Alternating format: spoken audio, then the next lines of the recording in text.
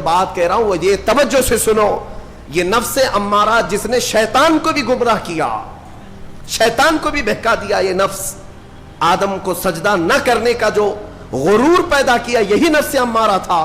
اس نفس امارہ کو اگر کوئی کنٹرول کرا سکتا ہے تو وہ میں آپ کو ایک دعا بتاتا ہوں، حضور پاک صلی اللہ علیہ وسلم اگر دعا کرتے تھے تو اس سے آپ کو اندازہ ہو جائے گا کہ یہ کتنی امپورٹنٹ چیز میں آپ کے سامنے کہہ جا رہا ہوں۔ کون سی؟ حضور جب دعا کرتے تھے تو یوں کہتے تھے اللہ کی بارگاہ میں، اللہم لا تکلنی الی نفسی طرفۃ عین، اے اللہ تو مجھے میرے نفس کے حوالے ایک منٹ کے لیے بھی مت دینا، تو اپنی حفاظت میں رکھ۔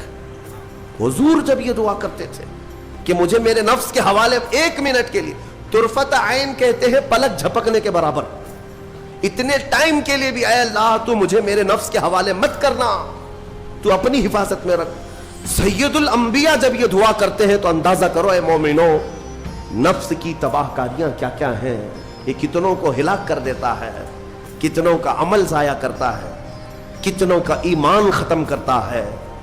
اب میں جو ہے رمضان المبارک، اب ایک اور بات میں آپ کو بتا دوں، میں نے ایک بات پڑھی تھی نفس کے متعلق، یہ نفس امارہ، اسی لیے امام غزالی رحمۃ اللہ تعالی علیہ نے فرمایا اللہ کی جو مخلوق ہے وہ تین طرح کی ہے، ایک فرشتے، دوسرے انسان، تیسرے جانور۔ یہ تین الگ الگ قسم کی مخلوق ہیں، کیونکہ اللہ تعالیٰ نے تینوں کو جو چیزیں دی ہیں ان میں فرق ہے۔ فرشتوں کو اللہ نے عقل دیا ہے، نفس نہیں ہے۔ نفس، شہوت، برائی کرنے کی خواہش فرشتوں کے اندر ہے ہی نہیں، وہ سوچ بھی نہیں سکتے برائی کرنے کا۔ فرشتوں کو اللہ نے عقل دیا ہے، اور عقل عزت والی چیز ہے۔ اور جانوروں کو اللہ نے نفس دیا ہے، عقل نہیں، عقل والے نہیں ہیں جانور، عقل والے نہیں، لیکن نفس ہے، شہوت ہے، شہوت بھی ہے، نفس بھی۔ لیکن انسان ایک ایسی مخلوق ہے جسے اللہ نے عقل بھی دیا ہے، نفس بھی دیا۔ مطلب یہ ہے کہ تمہیں اللہ نے ایک چیز فرشتوں والی دی ہے، ایک چیز جانوروں والی بھی دی ہے، دونوں تمہارے اندر ہے، عقل بھی ہے، نفس بھی ہے۔ لیکن امام غزالی فرماتے ہیں توجہ، جو بندہ نفس ہونے کے باوجود گناہوں سے اپنے آپ کو بچا لیا وہ بندہ فرشتوں سے بھی افضل ہے۔ کیوں؟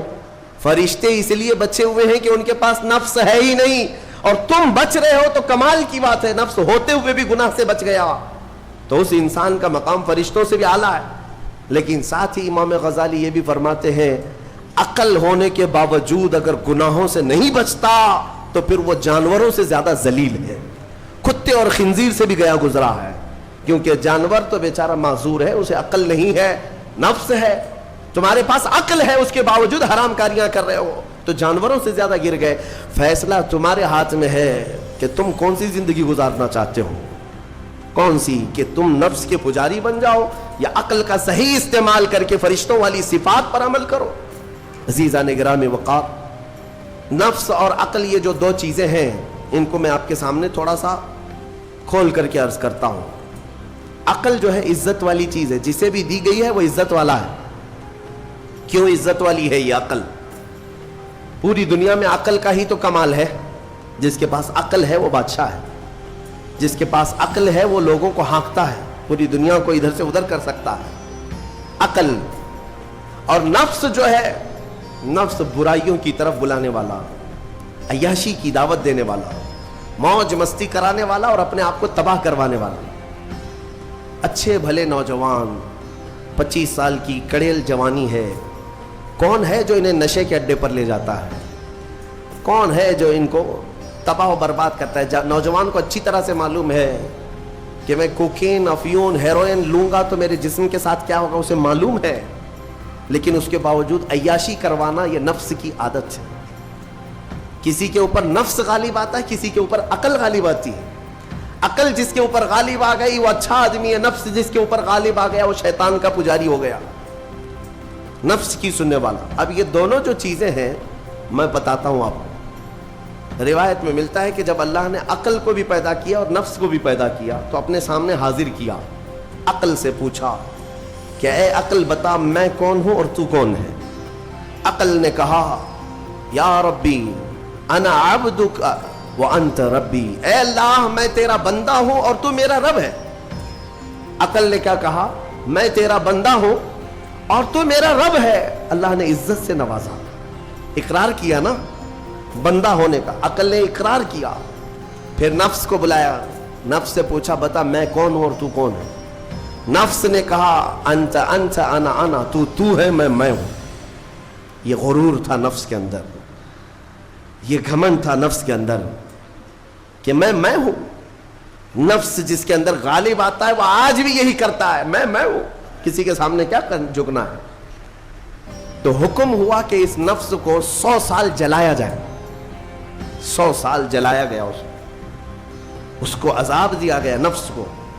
100 سال بھگتنے کے بعد، آگ کی تپش بھگتنے کے بعد اسے پھر لایا گیا نفس کو۔ اللہ تعالیٰ نے پوچھا اے نفس بتا میں کون ہوں اور تو کون ہے؟ نفس نے کہا انت انت انا انا، تو ہے میں ہوں۔ غرور نہیں ٹوٹا، گھمنڈ نہیں ٹوٹا۔ حکم ہوا اللہ کی طرف سے فرشتوں کو، اس نفس کو اب 100 سال تک بھوکا اور پیاسا رکھا جائے، کوئی چیز نہ دی جائے۔ اسے سخت سزا دی گئی، بھوک اور پیاس کی نفس کو کوئی چیز نہیں دی گئی۔ 100 سال کے بعد پھر اس کو حاضر کیا گیا، پوچھا گیا بتا کون ہوں میں؟ نفس نے کہا اے اللہ تو میرا خدا ہے، میں تیرا بندہ ہوں۔ فرمایا بزرگوں نے کہ نفس کو اگر کوئی جھکا سکتا ہے تو وہ بھوک ہے، اسی لیے مولا نے رمضان کے روزے تم پر فرض فرمایا۔ نفس کو جھکا سکتے ہو، نفس کو کنٹرول میں لا سکتے ہو تو بھوک کے ذریعے سے۔ ہاں یہ بھوک اور پیاس یوں ہی نہیں دی گئی ہے۔ دنیا اگر سمجھتی ہو کہ مسلمانوں کو یہ بھوکا اور پیاسا رکھوایا جا رہا ہے تو انہیں کیا خبر ہے کہ روح کسے کہتے ہیں، نفس کسے کہتے ہیں؟ جو آلریڈی غلاظت میں پڑے ہوئے انہیں کیا سمجھ ہے؟ لیکن الحمدللہ ہمارا تصور ہے آخرت کا، ہمارے ہاں تصور ہے جنت کا، ہمارے ہاں تصور ہے جہنم کا، اللہ کی بارگاہ میں حساب کا۔ اس لیے ضرور